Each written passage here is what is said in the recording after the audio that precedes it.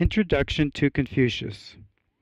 Confucius, Latinized as Confucius, was born in the state of Lu in 551 BC and died in 479 BC. He was born into a family of impoverished lower aristocrats. Confucius studied the classics and music. According to Mencius, he was at one time a keeper of stores and another in charge of pastures. Confucius had a lifelong devotion to learning and summarized his development this way. At 15, my mind was set on learning. At 30, my character had been formed. At 40, I had no more perplexities. At 50, I knew the will of heaven. At 60, I was at ease with whatever I heard. At 70, I could follow my heart's desire without transgressing moral principles. He thought if he had 50 years to study the Yi Ching, Book of Changes, he might be free of great mistakes. He married and had a son and a daughter. Confucius accepted gifts or money for teaching adults and is considered the first professional teacher of higher education in Chinese history.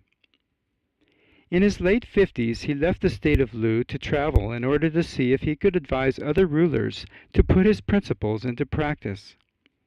In the state of Wei, Confucius was not afraid to talk with the infamous Nanzi, a woman who had been involved in incest, adultery, and political intrigue.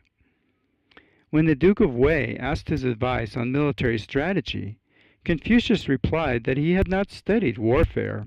The next day he left Wei to go to Chen. While he was traveling through Song, Huan Tui, the Song Minister of War, attempted to intercept and assassinate him. Confucius responded calmly, "Heaven produced the virtue that is in me. What do I have to fear from such a one as Huan Tui?" Nevertheless, Confucius still accepted Huan Tui's brother Sima Nu as one of his regular students. Although eager to give political advice, twice he renounced invitations by rulers because they were involved in civil wars. Confucius was also trapped at Kuang, and for a while thought his favorite disciple Yen Hui was dead. By the time they got to Chen, they were weak and short of supplies. After talking with the Minister of Crime about propriety, Confucius decided to go back to Lu because his disciples were becoming headstrong and careless. Again, in Wei, he advised the minister Kong Yu for a while. But when Kong asked Confucius how he should attack a man who had married his daughter but was still seeing a concubine, Confucius advised against it and prepared to leave. When the minister apologized, Confucius was ready to stay. But then messengers from Lu arrived, inviting him to return to his own state. In his last years, Confucius worked on editing such classics as the Book of Odes, Spring and Autumn Annals, and the Book of Changes. The wisdom of Confucius is best known to us through the Lun Yu, or Analects, which contains numerous conversations of Confucius and his students. The Analects was combined with the Da Shua, Higher Education, Zhang Yang, Center of Harmony, and the Book of Mencius to form the four great Confucian classics studied for centuries by the Chinese for civil service examinations. According to the historian Sima Qian, the Center of Harmony was written by Zisi, who was the grandson of Confucius and possibly the teacher of Mencius. The following text, Higher Education, is the portion of the Da Shua which is supposed to be the words of Confucius handed down by Zhengzi. Da Shua, Higher Education by Confucius. The way of higher education is cultivated and practiced by manifesting the enlightening character of spiritual power, loving the people as they grow, and living in the highest good. By knowing how to live in the highest good, purpose is directed. When purpose is directed, calm clarity results. Calm clarity leads to peaceful poise.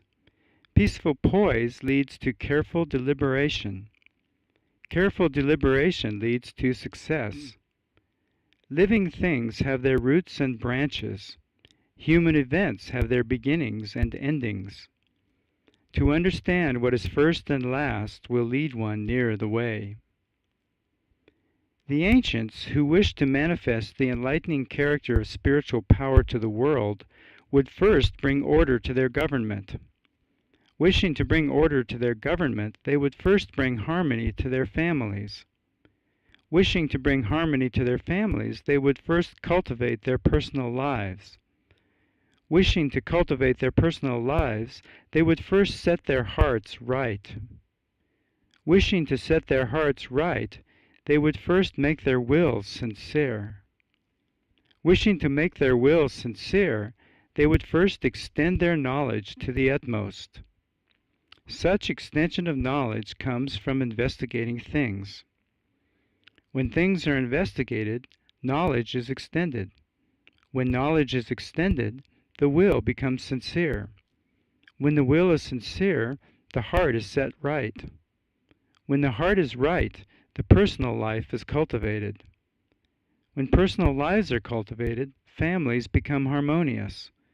When families are harmonious, government becomes orderly. And when government is orderly, there will be peace in the world. From the Son of Heaven down to the common people, all must regard cultivation of the personal life as the root. A disordered root cannot grow into ordered branches. If what is near is neglected, how can one take care of what is far away? This is the root and foundation of knowledge.